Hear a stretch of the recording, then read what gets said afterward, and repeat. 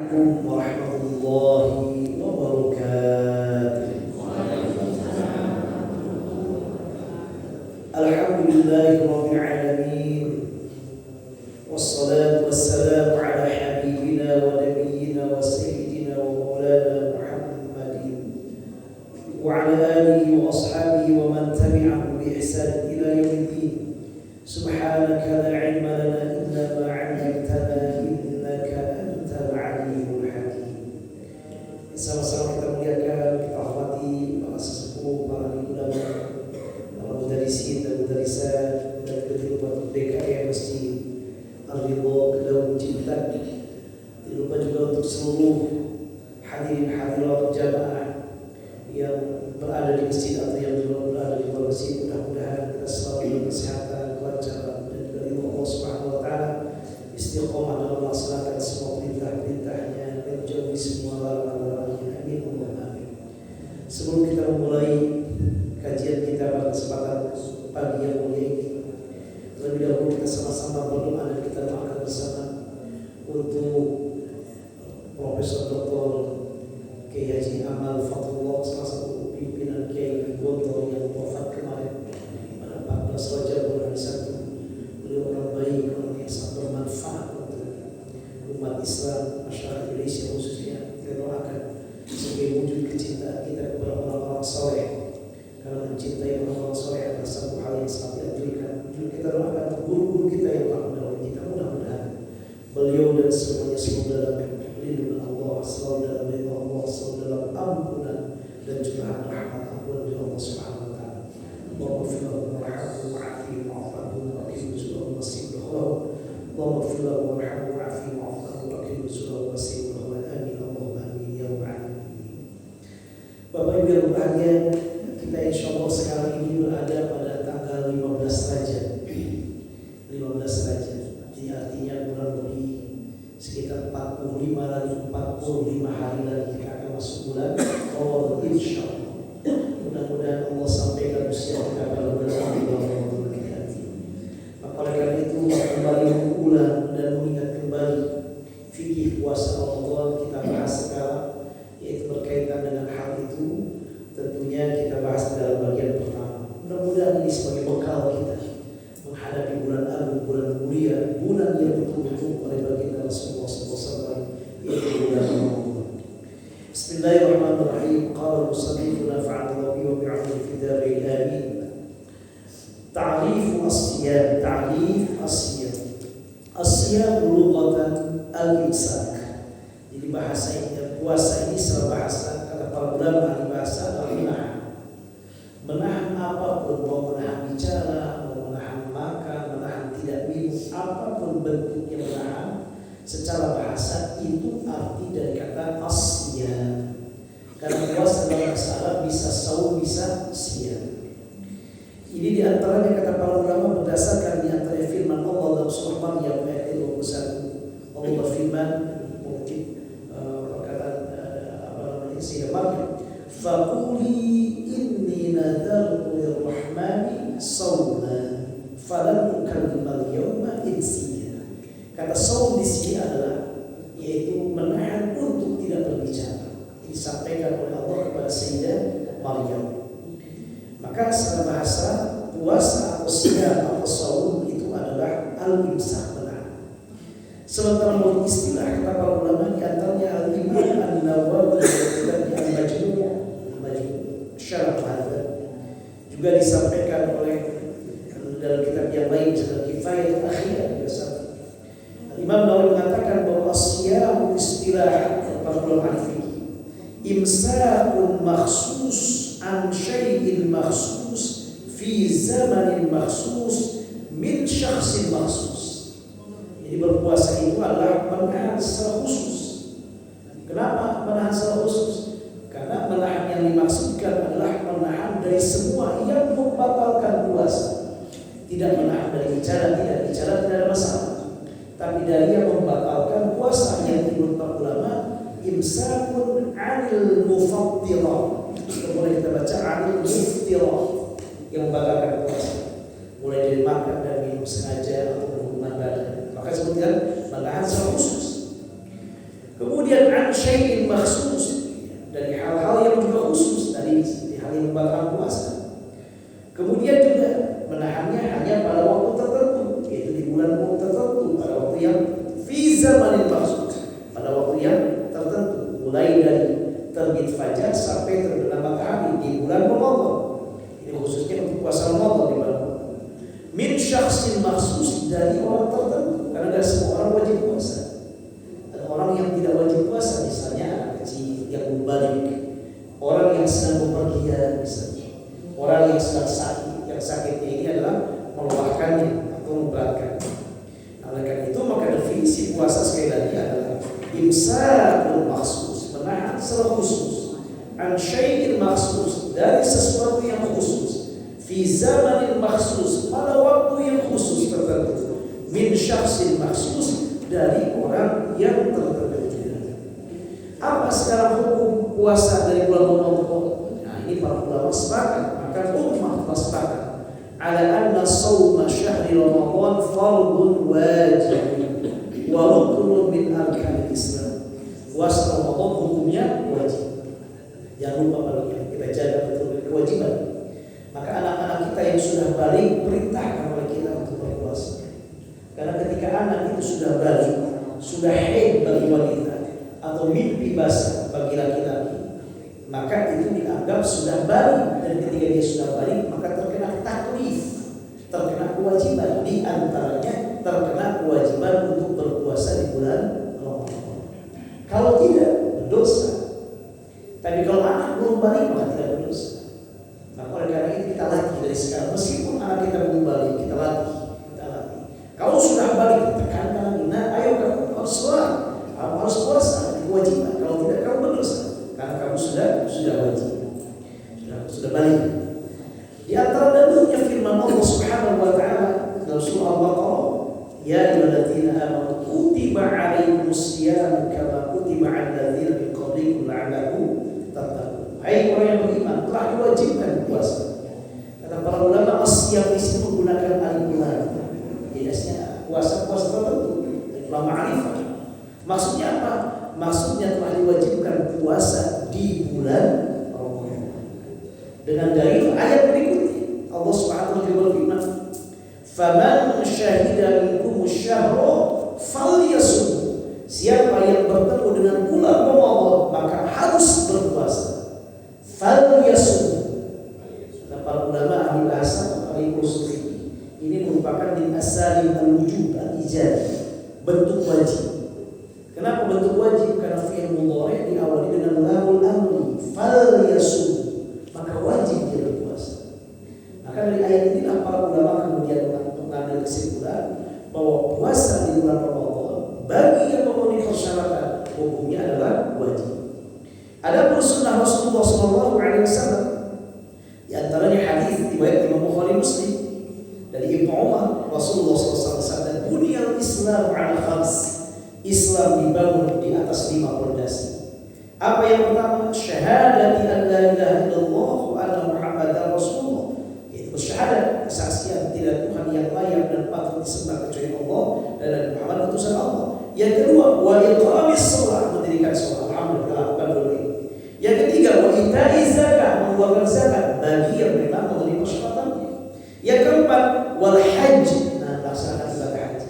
Mudah-mudahan insyaallah kita bisa melaksanakannya. Paling tidak umrah, paling tidak mudah-mudahan. Amin Allahumma amin. Wa shaumi Ramadan, dan puasa di bulan Ramadan. Ini kita laksanakan, mudah kita lakukan. Maka 5 hal ini usahakan kita melakukan di sebelum kita wafat. Mudah-mudahan. Lalu gimana kita bisa umrah, bisa haji? Gak kebayang. Bagi Allah kalau itu sudah panggilan, Allah mudahkan jalannya. Saya gak pernah kebayang bisa haji kalau dia. Waktu yang berangkat ke Mesir, saya bakal belajar cari ilmu haji di Al-Azhar. Gak pernah kebayang haji. Kalau Allah sudah memberikan jalan dan waktunya, maka Allah mudahkan semuanya. Kita dari Indonesia mungkin nunggu lama, tiba-tiba ada hal-hal yang lain. Pokoknya kalau Allah berkehendak, tidak ada yang tidak mungkin bagi Allah SWT. Yang penting kita ikhtiar. Yang ikhtiar kita yang bentuk apa? Doa. Baik. Yang berikutnya adalah keutamaan daripada puasa. Ini puasa ibadah yang luar biasa. Sampai di antara hal yang menunjukkan kepada kemuliaan daripada ibadah puasa ini,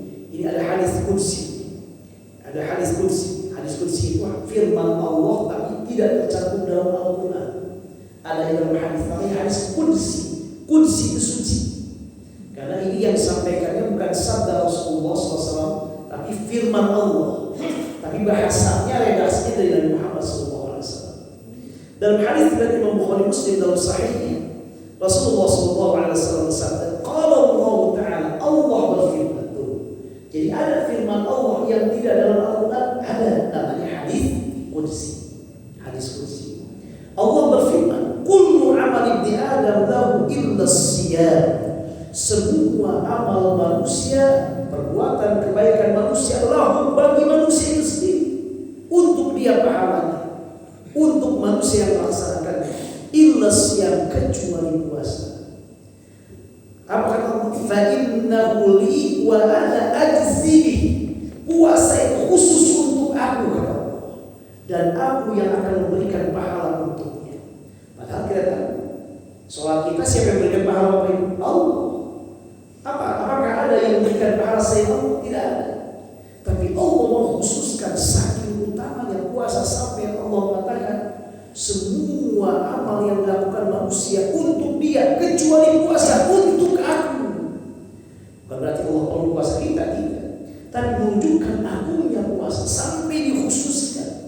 Puasa khusus aku untuk aku dan aku yang akan memberikan balasannya langsung. Maka disebutkan di sini berapa nominalnya orang yang berpuasa, kan disebutkan. Beda dengan yang lain. Kalau infak sedekah apa mulia juga, tapi disebutkan nominalnya. Dan surah Al-Baqarah misalnya, "Matsalul ladzina yunfiquna amwalahum fi sabilillahi kamatsali habbatin anbatat sab'a sanabila fi kulli sunbulatin mi'atu habbah wallahu yudha'ifu liman yasha." Jadi orang yang bersedekah infak minimal Allah berikan berapa? 700 kali lipat. Disebutkan nominalnya 700. Kalau puasa tidak ada. Wa ana ajzi, aku yang akan membalasnya. Kata para ulama, saking besarnya, saking banyaknya balasan bagi orang yang berpuasa sampai Allah gak menyebutkan nominalnya. 100, 200 gak disebutkan. Maka kata para ulama ada 3 amalan Bapak Ibu. Allah menyebutkan di pahala ini gak ada batasannya, saking besarnya pahala. Satu puasa. Yang kedua sabar. Dengan dalil firman Allah surah Az-Zumar, "Innama yuwaffas sabiruna ajrahum bighairi hisab." Balasan orang yang sabar itu gak ada hitungan nominalnya. Yang berikutnya ketiga, memaafkan kesalahan. 3 amalan ini kita pegang karena gak ada nominal pahalanya. Allah yang langsung, Allah yang akan membalasnya saking besar pahalanya. Lalu kata Allah, "Wasyamu junnatun," puasa itulah perisai. "Fa idza kana yawmu shawmi ahadikum fala yarfuth wa la yasrah fa in sabahu ahadun aw qatalahu falyaqul inni imru'un shawim." Puasa itulah perisai. Maka orang ketika berpuasa, jagalah supaya perisai ini kokoh, kuat, tidak bohong. Dengan apa? Penjaga lidahnya. Jangan keluar kata-kata kotor. Jangan keluar perbuatan-perbuatan yang tidak benar. Dan usahakan bahwa puasa yang kita laksanakan bukan semata menahan dari makan dan minum dan minuman badan, tapi lebih dari itu, menjaga seluruh anggota badan kita, lahir dan batin kita dari perbuatan maksiat. Inilah yang oleh Pak Imam Al-Ghazali dikategorikan ada puasa umum, ada puasa khusus, ada puasa khusus atau puasa khusus dalam kitab Ihya Ulumuddin. Ini kita jaga semuanya. Kemudian bahkan kata Rasulullah, kalau ada orang yang sampai memaki kita sedang puasa, orang sedang puasa kita dimaki misalnya, atau diajak berantem, jangan dilawan, jangan dibalas. Cukup katakan apa? Inni mur'un shawim. Maaf, saya sedang berpuasa. Jadi melatih kita sama. Loh, kenapa Nabi Muhammad mengatakan demikian? Karena kata para ulama, orang-orang umumnya ketika lapar dia mudah emosi. Ketika orang lapar mudah emosi. Makanya harus dijaga. Jangan sampai orang lapar dalam agama kita memberikan makan kepada orang yang lapar, memberikan makanan, berinfak, bersedekah, memberikan makanan kepada orang yang lapar lebih baik daripada kita membangun 1000 masjid ke ulama. It'amu ja'i khairun min bina'i alfi jami'. Ini kata ulama itu. Karena ketika orang sedang lapar maka muncul banyak perbuatan yang diinginkan, mencuri, merampok segala macam. Kalau orang sedang lapar, maka orang lapar akan emosi, mudah emosi. Dia sedang berpuasa, maka emosinya tahan, jaga. Kenapa? Karena puasa kita usahakan bukan hanya mulut dan juga bawah perut kita, tapi semua anggota tubuh kita. Katakan, jangan dilawan. Inni murun shaim atau inni shaim. Saya sedang berpuasa. Lalu kata Rasulullah SAW, "Walladzi nafsu Muhammadin biyadi." Demi diri Muhammad yang berada dalam kekuasaan Allah, la khulufu fami shaimi atyabu 'indallah min rihil misk. Bau mulutnya orang yang berpuasa bagi Allah itu lebih harum daripada harumnya minyak kasturi. Subhanallah, hanya itu puasa. Orang berpuasa kan bau mulut. Bau mulutnya itu adalah merupakan lebih wangi kata Rasulullah SAW daripada minyak kasturi menurut Allah Subhanahu wa taala. Maka dalam mazhab Syafi'i disunnahkan kalau habis zuhur jangan gosok gigi. Dalam mazhab Syafi'i demikian. Loh, kenapa? Di antaranya dari hadis ini. Kalau misalnya bau mulut, memang bau mulut kita sedang berpuasa. Maka dalam mazhab Syafi'i habis zuhur usahakan tidak menggosok gigi. Nah, kalau sebelum zuhur tidak ada masalah. Kemudian kata Rasulullah SAW, "Lis-shaimi farhatan." Ini misknya, ini minyak wangi misk, ini bukan bagi minyak wangi yang banyak disebutkan oleh Rasulullah SAW dalam hadis. Kata para ulama, minyak wangi kasturi itu misk, itu minyak yang sangat wangi sekali dan banyak Allah sebutkan di antaranya minyak wangi yang akan dipakai ahli surga.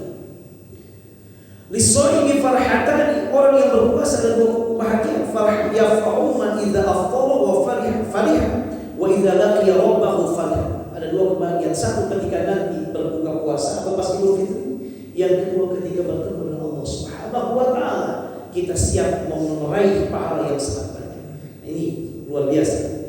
Ada pun khusus untuk bulan Ramadan keutamaannya hadis riwayat Imam Bukhari Muslim dalam sahihnya dari Abu Hurairah.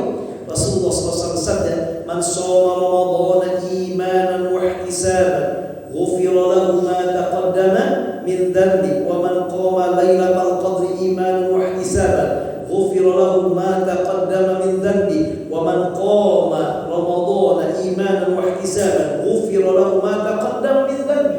Siapa yang berpuasa Ramadan dengan catatan niat hanya karena iman dan mengharapkan pahala dari Allah, bukan yang lain. Ini penting Bapak Ibu, luruskan niat kita ketika puasa. Ibu-ibu puasa bukan untuk diet, bukan. Bapak-bapak puasa biar apa? Biar asam urat gak kamu jangan. Karena kalau niatnya demikian itu bisa mengurangi bahkan menghilangkan pahala kita. Niatkan karena Allah. Kalau kita melakukan apapun karena Allah, yang lainnya nyusul pasti Allah berikan. Kalau kita berpuasa dengan ikhlas karena Allah, insya Allah yang kita harapkan sehat, Allah berikan kesehatan. Jadi oleh karena itu maka catat oleh kita melalui niat kita luruskan karena Allah. Imanan wa ihtisaban. Siapa yang berpuasa pada bulan Ramadan, apakah begitu saja? Tidak. Kata Rasulullah, dengan dua catatan, imanan wa ihtisaban. Betul-betul karena keimanan kepada Allah dan mengharapkan pahala hanya dari Allah. Baru ghufira lahu ma taqaddama min dhanbi. Allah ampuni dosa saya telah. Kemudian kata Rasulullah, siapa juga yang melakukan qiyam Ramadan, salat tarawih pada bulan Ramadan juga, Allah ampuni dosa-dosanya yang telah lalu.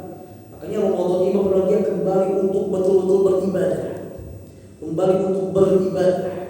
Jadi usahakan optimalkan di bulan Ramadan kan datang setahun sekali. Belum tentu nanti kalau insya Allah kita bertemu Ramadan tahun ini, belum tentu bisa bertemu Ramadan yang akan datang. Maka kurangi hal-hal yang duniawi, perbanyak beribadah. Misalnya kalau kita bukan yang dagang, misalnya biasanya 12 jam kurang, ya berapa saya bisa 8, yang tidak cukup saja. Insya Allah nanti kita optimalkan Ramadan berikutnya pada bulan-bulan yang lain. Karena kalau misalnya kita kecapean di luar, pas ibadahnya ngantuk terus capek, ya terus.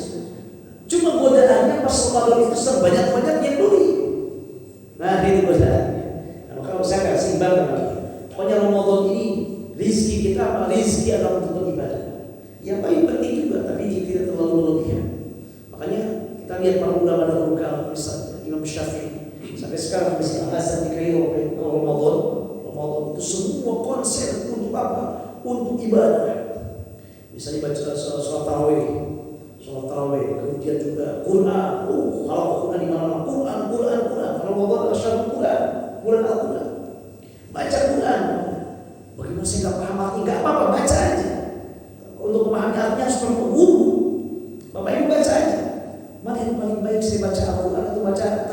membaca Qurannya. Karena ketika ibu membaca terjemahannya bukan membaca Al-Quran. Untuk membaca terjemahannya perlu guru tafsirnya. Tapi ibu adalah membaca apa? Membaca Al-Quran. Saya pun pasti ibu takut salah kalau gak disengaja tak berdosa. Maka tak mendapatkan pahala. Karena kita membaca Al-Quran.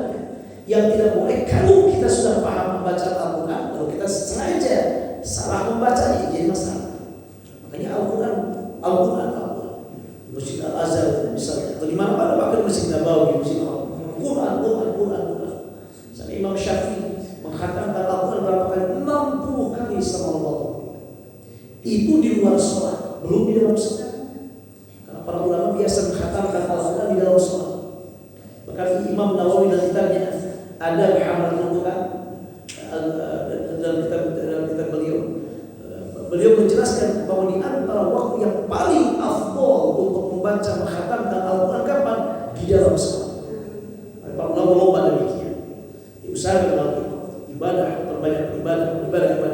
Adapun dunia insya Allah memberikan mungkin pemasukan dari sisi materi tidak sebanyak yang lainnya, tapi kita optimal ibadah kita sehat, dekat dengan keluarga. Apakah itu bukan rezeki? Itu rezeki. Itu rezeki. Maka oleh karena itu kesempatan. Apalagi nanti tarawihnya jangan sampai buruk. Usahakan khususnya bapak-bapak secapek apapun melaksanakan tarawih. Maka kita atur. Kira-kira kalau saya sekarang bekerjanya sampai 12 jam, kira-kira ngantuk gak pas tarawih? Bisa gak tarawih? Gak bisa, udah berani yang bekerjanya. Yang penting cukup mencukupi keluarga kita hari itu. Besoknya tawakal Allah. Kemudian apa? Kita laksanakan tarawih. Karena ini kesempatan, datangnya setahun sekali. Jauh lebih mulia, lebih untung daripada yang lain. Niatkan karena Allah. Karena belum tentu Ramadan yang akan datang kita akan bertemu. Sampai untuk Ramadan ini Bapak Ibu, khusus saking pentingnya ibadah. Sholat sunat yang di luar Ramadan sebaiknya sendiri, lakukan sendiri. Untuk bulan Ramadan sebaiknya berjamaah. Tarawih itu bagian dari Qiyamul Lail. Qiyamul Lail itu kalau selain bulan Ramadan yang paling baik ibu lakukan, bapak lakukan sendiri. Tapi khusus untuk bulan Ramadan, apa? Lakukan berjamaah. Saking pentingnya, saking utamanya.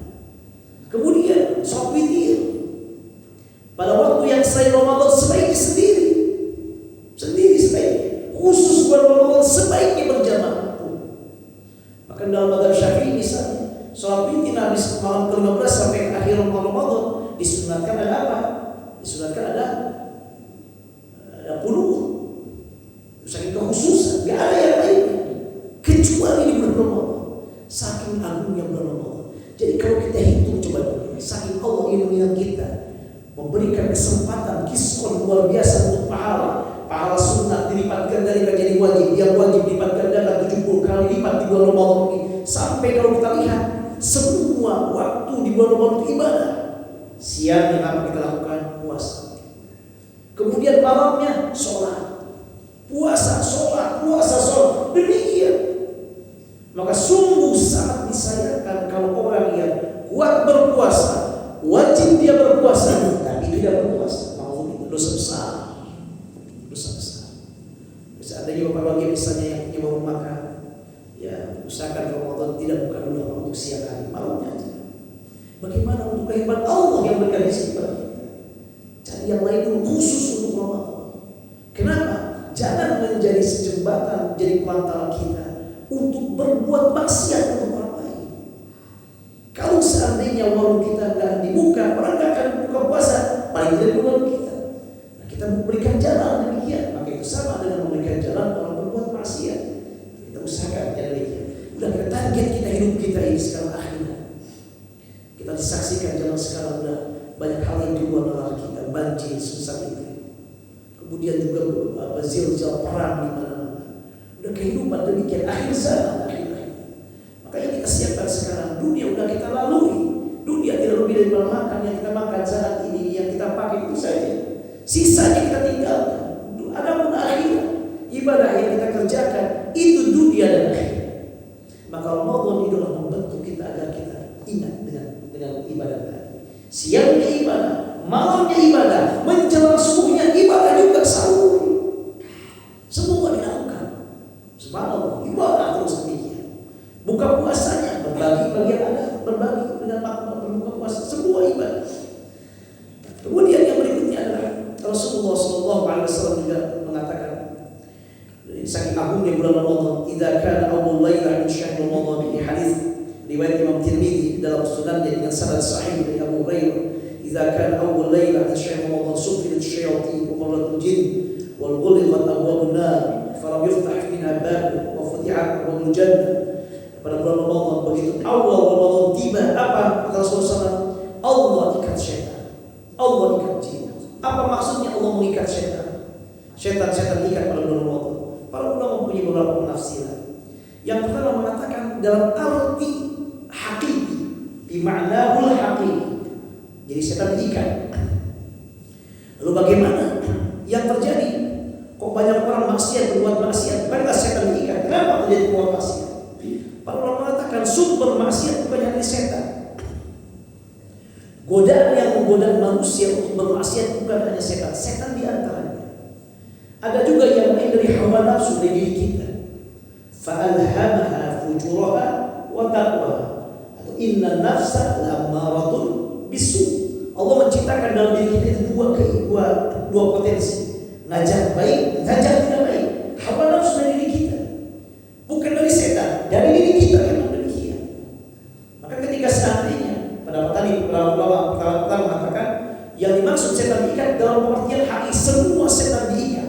Lalu apa yang terjadi dengan manusia dengan kemaksiatan di bulan Ramadan? Kemaksiatan di bulan Ramadan bukan karena setan, tapi karena hawa nafsu diri kita. Yang berikutnya kata para ulama, yang menggoda manusia bukanlah hanya setan, bukan hawa nafsu, tapi dunia. Dunia dengan seisinya harus menggambarkan khadr, hijau, enak dipandang, menggoyahkan semuanya. Itu ujian. Itulah yang menggiring manusia berbuat maksiat di bulan Ramadan. Ini pendapat pertama, bahwa maksud setan ikat betul-betul setan ikat. Yang kedua mengatakan, pendapat yang kedua, maksud setan ikat adalah setan jin-jin kelas kakaknya yang berat-beratnya. Mungkin yang sudah ahli lihat menggoda. Karena ingat orangnya jin itu kan jenat banyak sekali. Kata Allah dalam Al-Quran, kunna tara'iqa qiyada. Jadi jin itu kata para ulama, sebagai firman Allah tadi, jauh lebih banyak sukunya daripada manusia. Manusia ada misalnya suku bangsa ini, ada kabilah ini. Jin jauh lebih banyak, modelnya lebih banyak. Di antara jenis jin yang disebutkan oleh Allah dalam Al-Quran apa? Ifrit. Wa qala ifritum minal jin. Masa Nabi Sulaiman ifrit. Ada juga iblis. Iblis kan Ibnu Abbas belum meninggal dunia sampai nanti hari kiamat, baru diwafatkan oleh Allah Subhanahu wa taala. Iblis pun, kalau kata Ibnu Abbas, iblis yang menggoda Nabi Musa, Nabi Adam alaihissalam masih hidup sampai sekarang. Dengan dalil ketika menafsirkan firman Allah, iblis mengatakan anzirni ila yaumi yub'atsun qala innaka minal munzirin. Iblis meminta kepada Allah, ya Allah, engkau jadikan aku makhluk terkutuk, makhluk terlaknat. Oke, tidak ada masalah. Tapi aku minta satu permintaan. Apa? Anzirni ila yaumi yub'atsun. Berikan aku waktu sampai hari dibangkitkan nanti hari kiamat. Kata Ibnu Abbas, dari ayat ini bahwa iblis tidak meninggal dunia sampai hari kiamat nanti. Iblis. Itu iblis namanya moyang setan. Nah, yang setan kelas kakap di antara iblis diikat. Yang kecil-kecilnya dibiarkan. Ini pendapat kedua. Pendapat yang ketiga, diikat setan adalah makna majazi, makna kiasan. Maksudnya apa? Setannya gak diikat seperti kita diikat, bukan. Maksudnya orang yang berpuasa dengan sebaik mungkin, menjaga badannya, menjaga dirinya, lahir batinnya, berpuasa dengan sebaik mungkin, maka itu secara tidak langsung membuat setan tidak bisa berkutik dengan diri kita. Seolah dia diikat, yang tidak bisa bergerak kesana kemari. Kenapa? Karena orang yang berpuasa yang betul-betul menjaga puasanya dengan sebaik mungkin. Nah, ini khusus pada bulan Ramadan. Baik. Yang berikutnya adalah apa saja yang termasuk hal yang harus diperhatikan dalam bulan Ramadan ini. Yang pertama adalah syarat wajib melaksanakan puasa Ramadan. Syurutu wujubil ada wa hiya as-sihhat was-salamatu minal marad. Yang pertama apabila wajibnya orang melakukan puasa kapan? Kalau dia sehat badannya. Dengan dalil firman Allah dalam surah Al-Baqarah, wa man kana maridun aw 'ala safarin fa'iddatun min ayyamin ukhra. Orang yang sakit atau bepergian boleh tidak berpuasa, tapi ganti nanti diqadha pada hari yang lainnya. Apa ukurannya sakit yang boleh orang berbuka puasa? Kata para ulama, sakit yang boleh orang berpuasa, kamu misalnya, kalau dia berpuasa akan membuat badannya celaka, atau lama sembuhnya, atau makin parah, nah itu yang boleh dia berpuasa. Tapi kalau seandainya sakitnya ringan, hanya impresa biasa saja, dan kita masih bisa, masih kuat, tidak membahayakan badan kita, tidak ada hal-hal yang lain, maka boleh. Kecuali kalau bisa berat banget dan kita bisa merasakan sendiri, gak kuat, boleh. Tapi kalau seandainya sakit-sakit yang ringan, maka tetap wajib berpuasa.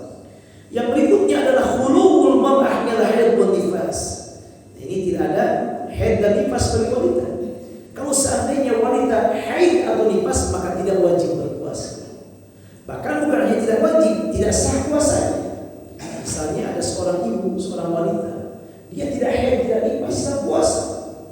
2 menit sebelum maghrib, 3 menit sebelum maghrib datang haid. Apa yang harus dapat? Batalkan puasanya dan qadha nanti. Loh, kenapa kita cuma 2 menit lagi? Iya, sekalipun jangankan 2 menit, 1 menit kurang pun kalau datang haid, jangan. Karena di antara sahnya berpuasa apa? Tidak haid atau taharah al-khuluwul mar'ati min al-haid wa nifas. Yaitu tidak ada haid ataupun tidak nifas. Yang berikutnya yang perlu diperhatikan dalam hal ini adalah ini termasuk rukun dalam mazhab Syafi'i. Rukun berpuasa adalah yang pertama adalah niat. Apa niat apa itu? Sebenarnya belumnya niat itu karena kata para ulama adalah kita bertekad dalam hati kita bahwa besok akan melaksanakan puasa Ramadan, itu niat. Maka kata para ulama kalau seandainya di bulan Ramadan insya Allah untuk niat gak ada masalah, aman. Sekalipun ibu bapak gak nawaitu sawma qadin an alai pansyar Ramadan, meskipun tidak demikian. Kenapa? Setiap ibu pas malam hari, bapak malam hari, mulai dari maghrib sampai sebelum subuh, dan niat dalam hati kita, saya puasa Ramadan besok, itu dah niat. Dan untuk Ramadan waktu niatnya panjang, dari mulai maghrib sampai sebelum subuh.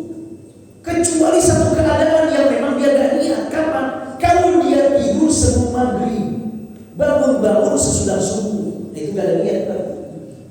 Tapi kalau seandainya orang dia bangun, maka itu taraweh, tek aja ada sedikit, mau di maghribnya 1 menit, 2 menit, tek besok mau puasa Ramadan, itu dah niat.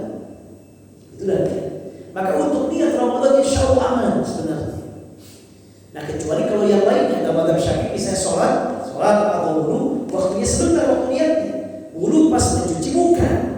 Kalau sudah mencuci muka kemudian niat, tidak sah dalam mazhab Syafi'i. Kita bicara mazhab Syafi'i.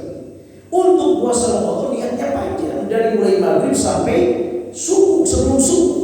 Jadi kapanpun bapak ibu menggelentarkan dalam hati kita, orang sudah bilang ngagentes ke dalam hatinya, mau puasa besok puasa Ramadan, itu kan niat, meskipun tidak nawaitu. Nah, jadi aman sebenarnya. Maka oleh karena itu yang penting niat. Kecuali kalau sekali lagi dia tidur dari sebelum maghrib, bangun nanti, nah itu baru setelah subuh, baru nggak ada niat. Nah makanya para ulama untuk hari ini aman, hanya untuk jaga-jaga, di samping ibadah juga. Maka disunatkan menurut sebagian ulama di antara dalam mazhab Syafi'i, disunatkan dalam mazhab Syafi'i yaitu apa? At-talaffuz bin niat yang diucapkan. Kapan? Malam hari. Nawaitu shaum Ramadan, atau yang intinya begitu. Nawaitu shaum Ramadan, sudah cukup. Itu yang niat yang wajib. Niat puasa wajib Ramadan. Ada pertama nawaitu shaum Ramadan an adai fardhi syahri Ramadan hadisan billahi ta'ala, itu tambahan lengkapnya. Itu disunahkan. Meskipun kalau bapak ibu enggak nawaitu sah, karena itu kita dalam hati kita sudah ada niat untuk puasa besok hari. Nah, hanya para ulama di sini tentang sifat niat ini yang pertama adalah al-jazm. Nah, ini jadi apa niat itu harus kuat. Betul-betul saya niat besok puasa Ramadan. Gak boleh begini. Kalau besok saya sehat, saya puasa, kalau enggak Saya niat puasa Ramadan besok. Adapun besok kita gak kuat, ya batalkan. Jangan sampai apa? Kenapa niat? Syaratnya harus jazm, harus tekad bulat. Maka Pak Ulama mengatakan, kalau ada orang niat ini, kalau besok tanggal 1 Ramadan saya niat puasa Ramadan, ya Allah, kalau enggak ya enggak deh, enggak kasar. Karena tidak ada al-jazm, harus jazm. Saya niat puasa Ramadan, ternyata besok Ramadan, ya batalkan saja. Tapi niatnya harus mantap. Saya niat puasa Ramadan, nawaitu shauma Ramadan. Saya niat puasa Ramadan.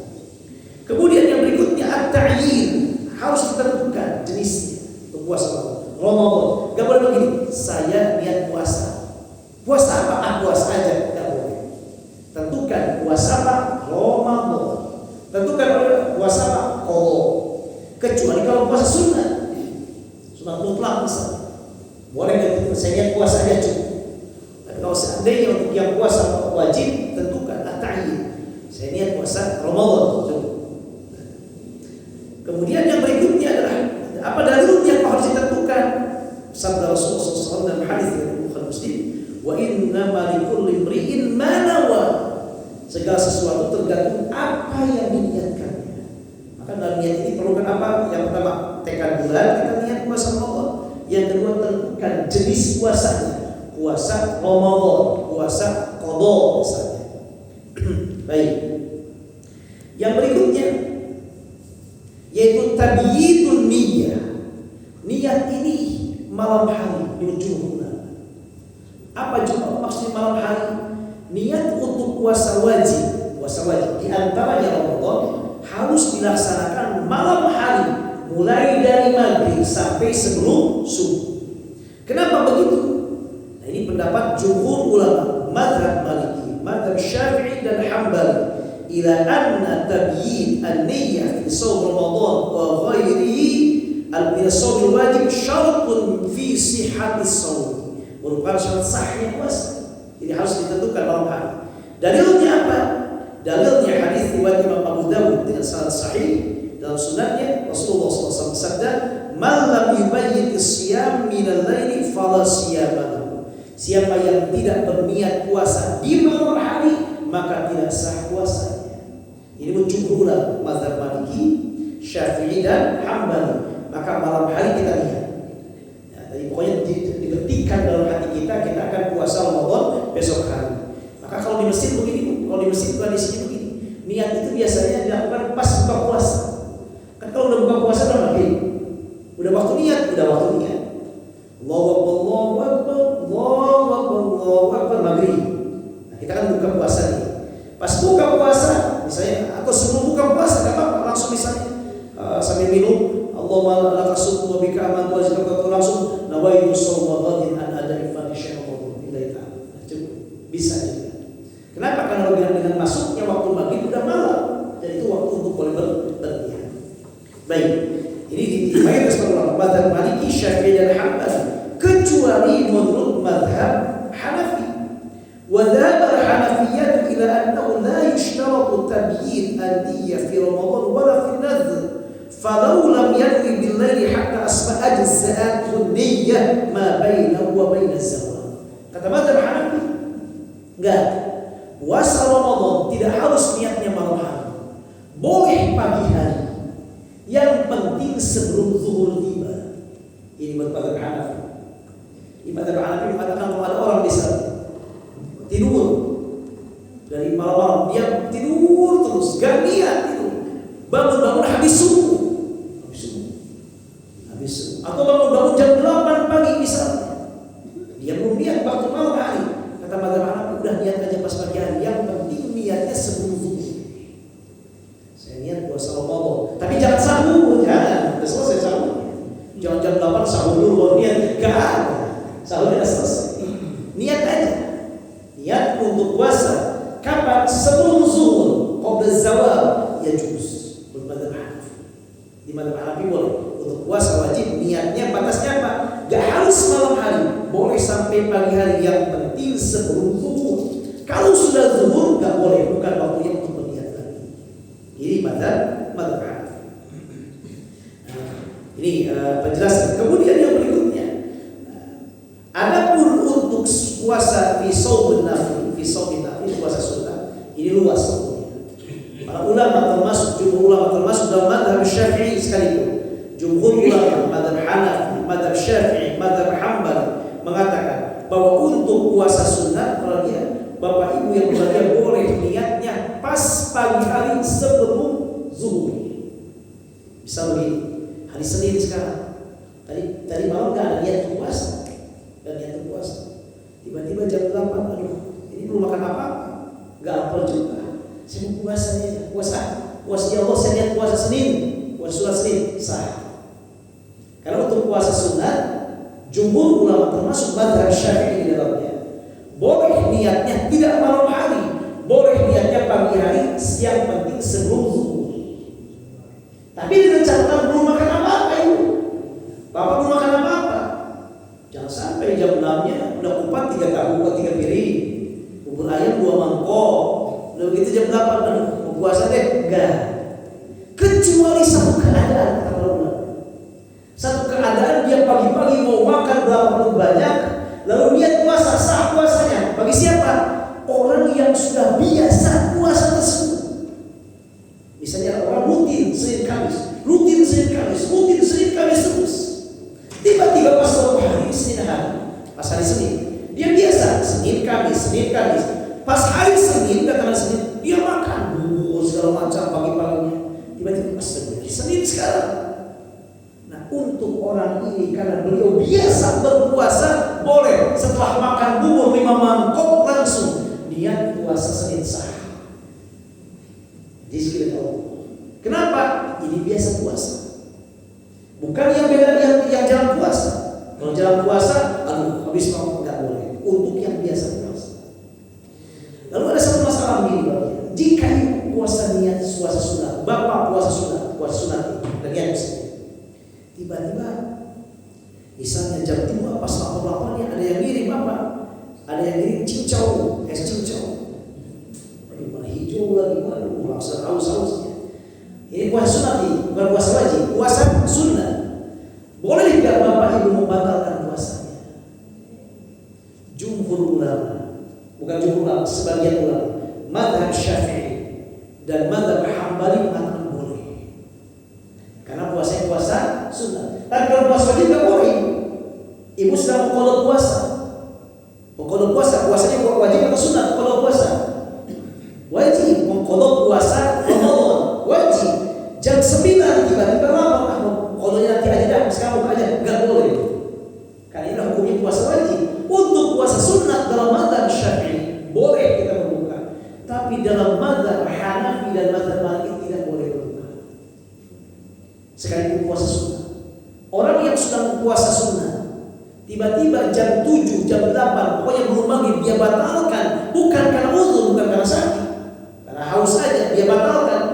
Menurut mazhab Maliki dan mazhab Hanafi wajib diqadha. Harus diqadha. Meskipun puasa sunnah. Tapi dalam mazhab Syafi'i tidak harus diqadha, boleh. Maka oleh karena itu memperoleh yang puasa sunnah sebaiknya jangan dibatalkan. Jangan dibatalkan, usahakan. Karena kenapa?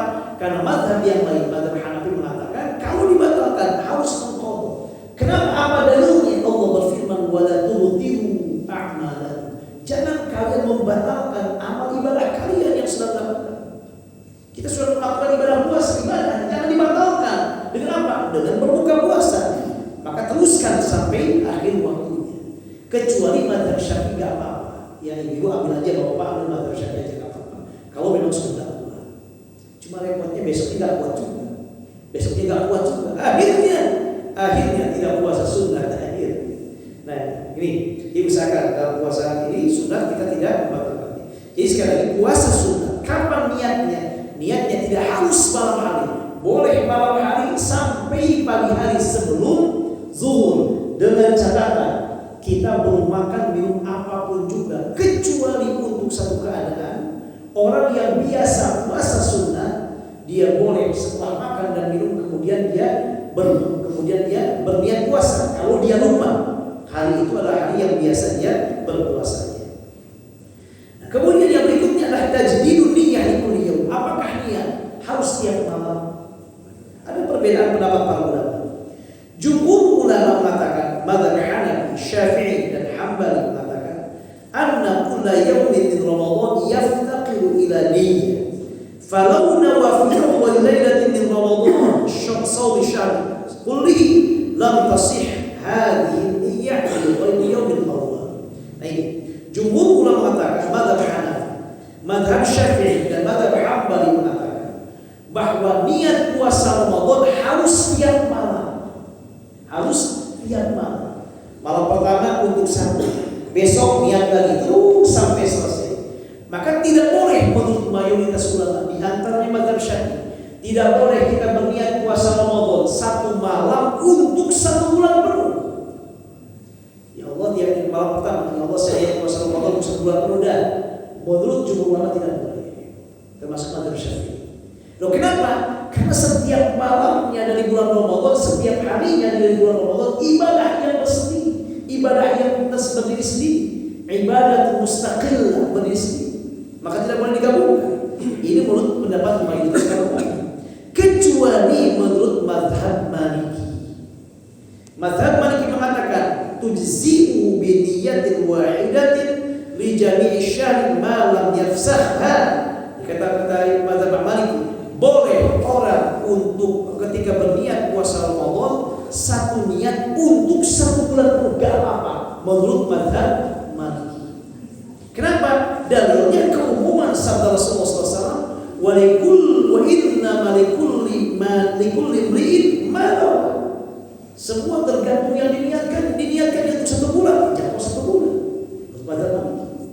Nah, para ulama Syafi'iyah mutaakhirin, para ulama mazhab Syafi'i yang belakangan mengatakan untuk kehati-hatian boleh kita mengambil mazhab Maliki juga. Jadi nanti pas di awal Ramadan, malam pertama Ramadan niatnya 2. Niat yang pertama bulan Ramadan untuk besok hari. Yang niat puasa untuk besok hari. Nawaitu shaum ghadin. Yang kedua niat puasa Ramadan untuk 1 bulan penuh. Ikut mazhab Maliki. Boleh untuk kehati-hatian. Sehingga ketika nanti implikasi hukumnya, kalau kita niat di awal hari, di awal malam Ramadan untuk niat 1 bulan penuh, misalnya di tengah malam, di tengah hari, di tengah bulan Ramadan, ada yang kita lupa gak niat, lupa gak niat, ketiduran misalnya, lupa gak niat sama sekali, maka sah niat kita karena kita di awal sudah niat untuk 1 bulan penuh. Ikut mazhab Maliki, gak apa-apa. Karena semua adalah berdasarkan kepada Al-Quran dan Sunnah di waktu kehati-hatian. Ini diambil oleh Syafi'i mutakhirin Syafi'iyah. Boleh, tidak masalah. Nah, kemudian penelitian setelah itu ini tentang masalah niat ini. Sekarang kalau launa wal iftar fi athna'in nahar. Kalau ada orang di tengah siang hari bulan Ramadan, dia niat begini. Dia enggak makan minum, cuma bilang, "Saya niat puasa saya batal sekarang. Saya sudah batal puasa saya." Apakah puasanya batal? Dia belum makan minum, hanya niat aja. Jika ada orang niat berbuka puasa di tengah hari bulan Ramadan, sedang berpuasa, niat aja, tapi belum makan, belum minum, belum memasukkan apapun, belum melakukan yang membatalkan puasa, hanya niat berbuka saja, apakah puasanya batal? Ini para ulama mengatakan ikhtalafa al-fuqaha fi dzalik. Fa dzahaba al-Maliki, Hanafiyyah, Syafi'iyyah ila annahu la yuftiru bidzalik kama law nawa takallum fi sholati wa lam yatakallam. Nah ini kata mazhab Syafi'i dan mazhab Hanafi, kalau ada orang yang niat berbuka tapi belum makan minum, belum melakukan yang membatalkan puasa, puasanya tetap sah, tidak batal. Jadi kalau misalnya pada siang hari misalnya, saya niat batal puasa aja, tapi belum makan minum, maka sah puasa. Mungkin ibu-ibu ada yang begitu, bapak-bapak capek, nggak kuat, ya Allah, haus banget, ya Allah saya batalkan juga puasa hari ini kan sudah begitu. Tiba-tiba ngantuk ketiduran, bangun isya, bangun isya. Kita tadi udah niat puasa, udah batal puasa kita, belum makan minum. Kata mazhab Syafi'i sah puasanya dan belum batal. Dikiaskan dengan apa? Dengan orang ketika sholat, Allahu Akbar, dalam hatinya, ya Allah saya berniat mau bicara banyak sekarang setelah sholat saya, mau batal sholat saya mau bicara, tapi gak bicara, masih dalam hati. Para ulama mengatakan kalau orang niat dalam hatinya mau berbicara dalam sholat supaya sholatnya batal, tapi dia tidak berbicara, maka sholatnya tetap sah.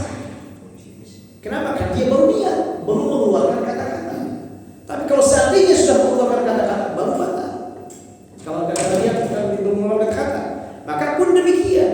Mazhab Hanafi dan mazhab Syafi'i mengatakan kalau ada orang niat berbuka tapi belum melakukan yang membatalkan puasa, belum makan, belum minum, maka puasa tetap sah. Ini tetap sah. Kecuali menurut mazhab yang lain, wa dhahabal Malikiyyah wal Hanabilah fil mazhab ila annahu yuftiru bidzalik li anna niyyah syartun fi jami'iha.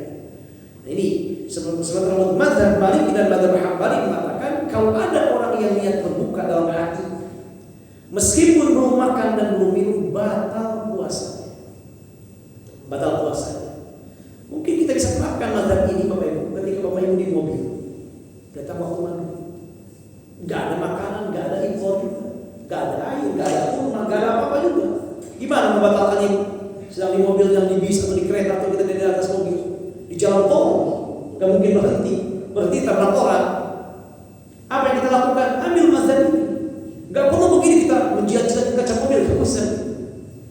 Kalau ada air itu alhamdulillah. Kalau enggak ada, ambil mazhab ini, mazhab Maliki dan mazhab Hambali. Ya Allah, saya niat puasa saya batal. Kalau datang waktu maghrib, kita nggak ada waktu untuk berbuka misalnya. Atau misalnya ngambil sesuatu, kemudian kita ada permen lah atau yang lain untuk ngambil mazhab Syafi'i dan mazhab Hanafi. Jadi artinya bahwa dalam hal ini ada dua pendapat para ulama, bahwa mazhab yang pertama Hanafi dan Syafi'i mengatakan tidak batal puasanya. Mazhab yang kedua mengatakan batal puasanya kalau orang berniat berpuasa. Yang terakhir yaitu tentang masalah orang yang pingsan, wal junun wasuk ba'da niyyah. Jadi orang setelah niat puasa Ramadan, dia niat puasa Ramadan malamnya, tiba-tiba siang itu dia pingsan, atau tiba-tiba dia gila misalnya, atau dia mabuk misalnya. Apa hukum puasa? Ikhtalafa al-fuqaha fi dzalik. Ini ulama berbeda pendapat. Fa in lam yufid illa ba'da ghurubi syams lam yasih shaum 'inda al-Malikiyyah wasy-Syafi'iyyah wal Hanabilah li'anna shaum wal imsak 'alayhi. Nah, jumhur ulama mengatakan, mazhab Maliki, mazhab Syafi'i dan mazhab Hambali mengatakan kalau pingsannya itu dia niat dari subuh, sebelum subuh dan niat puasa. Setelah niat langsung pingsan dan gak bangun kecuali maghrib. Jadi gak bangun sedikit pun di waktu puasa, maka puasanya tidak sah. Tapi kalau seandainya dia seiman meskipun 1 detik, 1 menit di waktu berpuasa, dia niat di malam hari, niat. Kemudian setelah itu misalnya apa? Dia kemudian masuk waktu subuh, sholat dulu waktu subuh, udah masuk waktu puasa, sholat subuh. Habis sholat subuh dia pingsan, bangun maghrib, sah puasanya. Kenapa sah puasanya? Pertama dia sudah niat malam hari. Yang kedua, di sebagian waktu puasa dari subuh sampai zuhur dia sadar. Pokoknya kalau dia sadar sekalipun 1 menit di waktu puasa, sah puasa. Atau begini, jam 3 dia sahur, udah niat, pingsan, koma. Kemudian asar jam 3 dia bangun, sebentar. Jam berapa sekarang? Jam 3. Oh, pingsan lagi kan?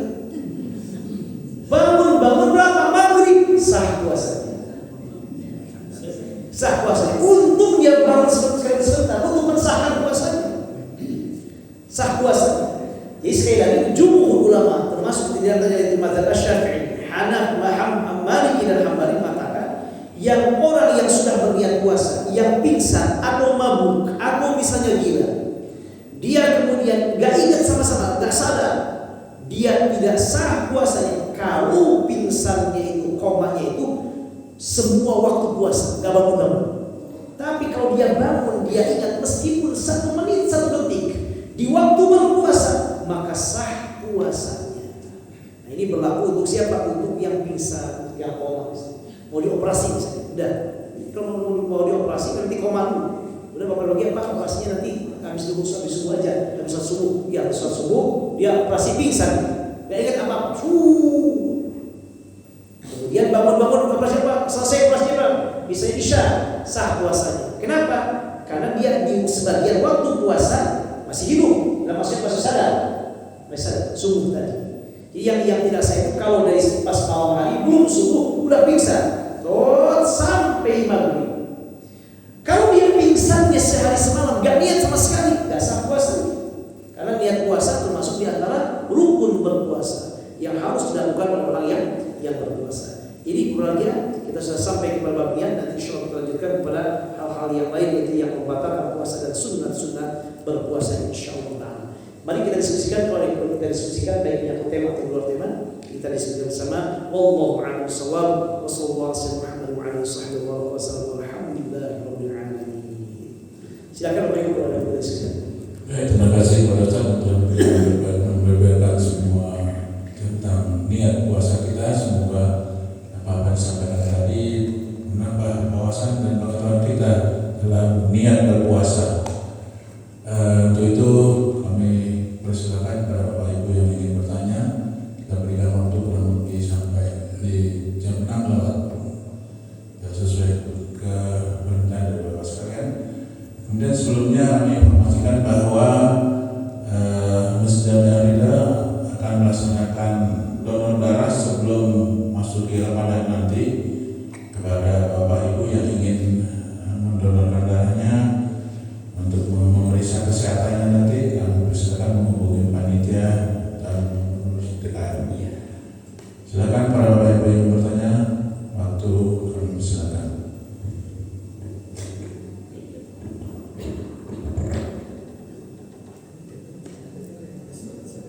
Silakan Abu Nafas. Waalaikumsalam warahmatullahi. Yang ingin saya tanyakan Ustaz, terkait dengan pada saat puasa di bulan Ramadan kita melakukan kegiatan safar ya. Karena yang saya tahu dengan kondisi sekarang, walaupun kita safar, kita harus misalnya pergi ke Surabaya dengan naik pesawat. Posisi secara waktu dan sarana yang kita gunakan sangat mudah. Pertanyaan saya, kira-kira di sini apakah kita boleh membatalkan puasa kita atau memang harus tetap berpuasa dengan kondisi sekarang? Beda dengan kondisi mungkin zaman dulu itu sulitnya sangat. Dengan kondisi sekarang ini melihat dan bagaimana pendapat dari jumhur ulama terhadap itu, apakah kita boleh membatalkan atau memang tetap berpuasa? Karena ada sebagian orang mengatakan itu kan sudah diberikan rukhsah oleh Allah, oleh Nabi. Jadi gunakanlah kesempatan hal itu. Mungkin saya minta penjelasan. Terima kasih. Barakallahu fiik wa jazakumullah khairan wa katsiran. Terima kasih Pak, dan bagus sekali. Barakallahu fiik. Allah Subhanahu wa taala berfirman dalam surah Al-Baqarah, "Wa man kana minkum maridan aw 'ala safarin fa'iddatun min ayyamin ukhra." Siapa yang sakit atau bepergian boleh tidak berpuasa dan ganti pada hari yang lain. Dari ayat ini kemudian para ulama mengatakan ada beberapa sebab orang boleh tidak berpuasa, di antaranya sakit, yang kedua bepergian. Lalu Nabi Muhammad SAW memberikan batasan di antara tentang bepergian ini dengan redaksi burud, karena dikenal dengan kilometer ini 40, kemudian sekian, ada masalah, ada jarak tertentu. Lalu oleh para ulama disesuaikan dengan keadaan sekarang yang kita sudah kenal mil, ada kilometer sekarang. Diperkirakan safar itu yang membolehkan orang tidak berpuasa atau melakukan rukhsah seperti qasar sholat, jamak sholat dan juga yang lainnya, diperkirakan ini khusus dalam Syafi'i misalnya kurang lebih sekitar 82 km. 82 km. Nah, pertanyaannya adalah, saya sekarang berangkat ke Surabaya cuma 1 jam aja naik pesawat. Jadi kalau naik pesawatnya bisnis, gak kerasa apa-apa. Kursinya empuk, bangun-bangun. Nah, kayak enak sekali, sangat nyaman sekali, gak capek, gak keluh kesah, gak segala macam. Apakah saya tetap diperbolehkan untuk tidak berpuasa? Para ulama mengatakan kalau orang safar bepergian, gak disebutkan safarnya memberatkan atau tidak memberatkan. Ya Allah menyebutkan siapa yang sakit atau yang bepergian, dan bepergiannya oleh para ulama dijelaskan yang kurang lebih, misalnya ngambil satu pendapat minimal berapa? 82 km. Nah, kalau seandainya dalam mazhab Hanafi ya dikatakan safar itu 3 marhalah, sekitar 41 kali 3 berapa itu? 123. Kalau mazhab Hanafi 123 km minimalnya. Kalau mazhab Syafi'i boleh dari 82 km. Nah, dari sebutkan apakah capek atau tidaknya, maka para ulama mengatakan ilah sebab bolehnya orang tidak berpuasa, menjamak sholat, mengqasar sholatnya, itu bukan karena masyaqqah, tapi karena safar. Wa idza dhalabtum fil ardi falaysa 'alaykum junahun an taqsuru min as-shalah. Kalau kita bepergian boleh mengqasar sholat di safar.